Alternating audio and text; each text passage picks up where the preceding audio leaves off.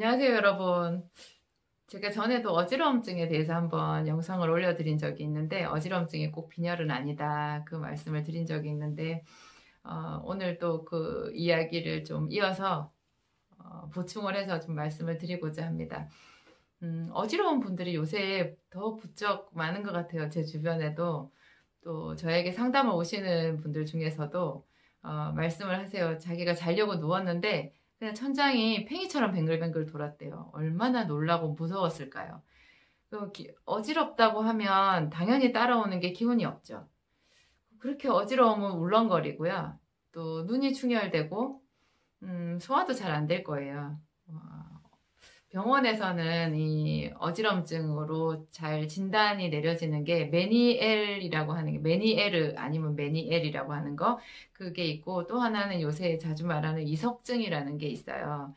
음, 이석증은 이제 그 귀 안에 그 전정기관이나 이렇게 우리 균형을 담당하는 그 기관 안에 돌이 있는데 그 돌이 어떻게 잘못되었다 하는 거거든요. 근데 저는 수많은 환자들을 상담을 해 보았지만 정확하게 그 이비인후과에서 그 돌이 어떻게 되었다 하는 거를 찾아내서 진단을 받고 치료를 받았다, 뭐 개선이 되었다 이런 분들은 별로 못 봤어요.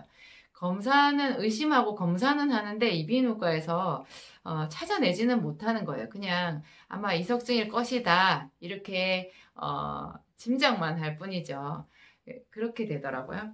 또 메니엘이라는 것도 본래 그 증상만 가지고 여러 가지 검사는 하지만 결론은 없고 증상을 가지고 이제 병명으로 진단을 내리는 것에 불과한데 여러분, 이 세상에 지금 우리 주변에서 볼 수 있는 질환 중에서 병원의 검사에서 딱 나타나는 질환이 많을까요? 병원의 검사에 어떤 검사에도 나타나지 않는 질환이 많을까요? 저는 나타나지 않는 질환이 훨씬 많은 것 같아요. 한두 가지가 아니에요. 그 중에 한 가지가 이 어지럼증도 들어가거든요. 이거를 질병의 각도를 그러니까 질병을 바라보는 시각을 좀 바꾸면요. 의외로 이런 것들이 쉽게 해결이 될 수 있어요. 어, 그 고방에서 제가 공부한 그 한방 고방에서요. 소양병이라는 것이 있는데 그게 흉중에 열이 있는 거예요. 그 소양병. 그 소양이라는 것은 가슴 흉중에 열이 있다라는 그런 뜻인데요. 소양병의 그 대표적인 증상이 있는데요. 그게 구고인건목현이에요. 뭐냐면 입이 마르고 입이 쓰고 그 다음에 목이 마르고 눈이 어지럽다라는 거죠. 눈이 어지럽다. 구고 입이 쓰고요. 그 다음에 인건 이, 입이 인 할 때 인이잖아요. 그게 이제 목이 마르고 인건 목이 마르고 그다음 목현 그 목이 눈을 말하거든요. 눈이 어지럽다 이렇게 얘기해요. 여러분 제가 최근에 아주 재밌는 생각을 했는데 여러분 스트레스 엄청 받으면 어떡해요? 제가 전에 영상에서 가슴이 답답해가지고 막 가슴을 치는 거 얘기를 드린 적이 있어요. 근데 또 우리가 쓰는 말 중에서 보세요. 아이고 열받네 이런 말 써요. 열받네. 스트레스 확 받으면 열받는다고 그래요. 그리고 또 뭐라 그래요? 저도 그런 말을 쓰더라고요. 돌아버리겠네. 그래요. 돌아버리겠네. 너무 스트레스를 받으면 진짜 와 돌겠네 이런 말을 쓰는 거예요. 우리가 평상 용어로 이미 소양병 이야기를 다 하고 있는 거예요. 여러분 가슴에 열이 생기면 여기가 답답해져요. 그 이 열이 솟구치잖아요. 위로 오르면 확 돌아버리는 거예요. 눈이 어지러운 거예요. 그러니까 이석증이나 메니에르는요 모두 다 소양병에 속해요. 그 고방에서 말하는 소양병에 속해요. 그러니까 거기에 어떤 답이 있는 거예요. 흉중의 열을 다스리는 그런 처방을 쓰게 되면 그냥 거의 다 해결이 되는 거예요. 그러니까 흉중의 열을 다스리는 그 한방의 처방을 어떤 것으로 쓸 거냐. 거기도 약이 여러 가지 있거든요. 그것은 이제 그 전문가 뭐 한의사라든지 아니면 약사지만 저같이 한방 조제를 하는 그런 약사들의 도움이 필요하겠지만 하여튼 주 뿌리는 그런 거예요. 가장 중요한 원인은 어떤 것도 아니에요. 이 열이라는 것이 여러분 엑스레이에 나타나겠어요? MRI에 나타나겠어요? 피검사에 나타나겠어요? 전혀 없는 거예요. 근데 현대인의 거의 모든 질환은 이 열에 있는 것 같아요. 제가 열 이야기를 앞번에도 자주 드렸는데 앞으로도 이 열 이야기만 해도 영상을 얼마나 많이 찍을 수 있을지 모르겠어요. 지금도 저는 이 열의 정체에 대해서 제 나름대로 추적하고 연구 중에 있고요. 여러분, 열이라는 것은 결국 염증과 통하거든요. 그래서 흉중에 열이 많은 사람들은 이제 특히 체격이 크다든지 하면 더해요. 그게 이제 몸속에 있는 노폐물하고 합쳐져가지고 염증을 잘 만들어요. 그래가지고 뭐 류마티스 관절염이나 아토피나 이런 거 전부 염증이거든요. 그리고 뭐 어떤 게 있겠어요? 입이 마르고 이렇게 되면은 구내염도 잘 생기고요. 이 열이 받치니까 눈에도 염증이 잘 생겨요. 그리고 이런데 여기까지 열이 오르면 여기 탈모가 생기거든요. 전부 다 열이에요. 그리고 피 속에 열이 많으면 여러분 혈당이 올라요.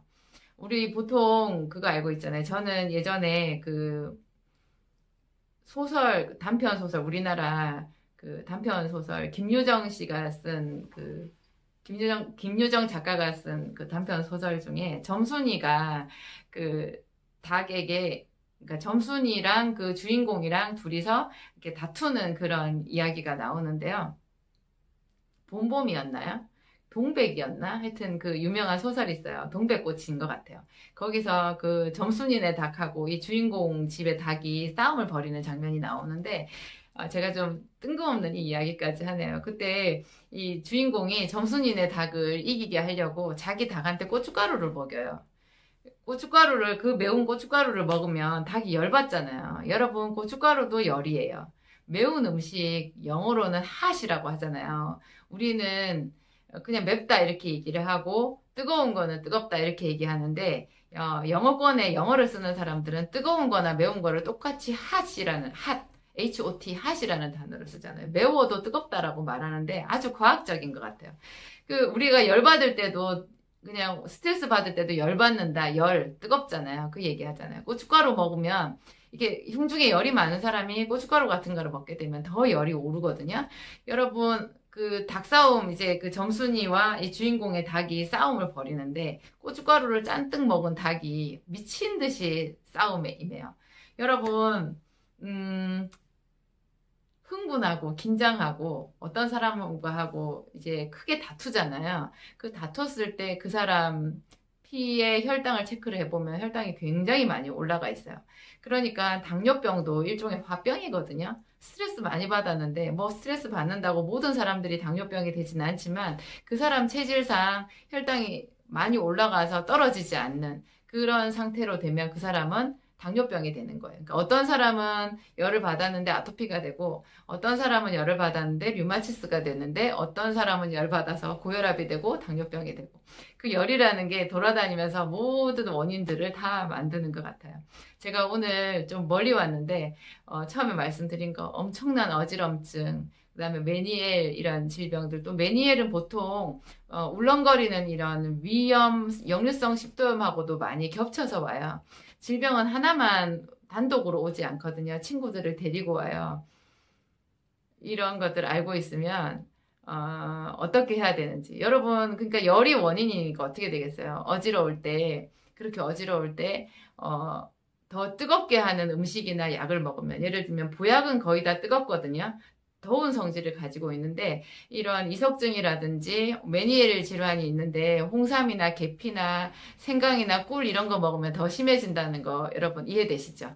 이런 것만 알아도 우리가 좀 더 심해지는 거라도 막아볼 수 있게 엉뚱한 방법을 쓰지 않게 할 수 있어요.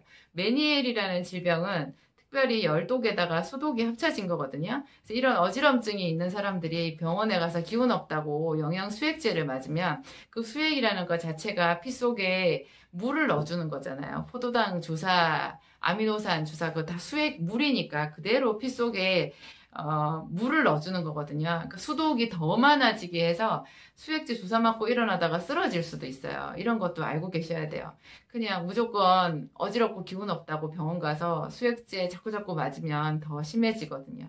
여러분, 오늘 제 이야기 여기까지 하겠습니다. 제가 더 확실하게 어떤 해결책은 또 다음번에 다른 영상에서 말씀드리도록 하겠습니다.